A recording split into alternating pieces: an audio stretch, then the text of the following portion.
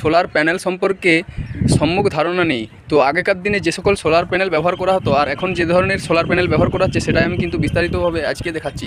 দেখুন, দুটো solar panel কিন্তু ভিন্ন ভিন্ন আছে। এটা হলো আগেকার মডেলের সোলার প্যানেল আর এটা হলো এখনকার মডেলের সোলার প্যানেল। তো বুঝতেই পাচ্ছেন দুটো প্যানেল সম্পূর্ণ আলাদা এবং ভিন্ন। আজ থেকে 25 বছর কি 20 বছর এই ধরনের প্যানেল কিন্তু ব্যবহার করা হতো। তো এখন এই মুহূর্তে যে প্যানেলগুলো ইউজ করা হয় বা উন্নত মানের যে প্যানেল সেটা হচ্ছে কিন্তু এই প্যানেল। তো এই প্যানেল কিন্তু মনো ক্রিস্টালিন ছিল আর এই প্যানেল ছিল কিন্তু পলি। এখন পলি এবং মনো দুটোই পাওয়া যায়। তো আপনাদের জ্ঞাতার্থে আমি এই বিষয়টা আলোচনা করলাম, কারণ দুটো ভিন্ন ভিন্ন টাইপের কিন্তু প্যানেল।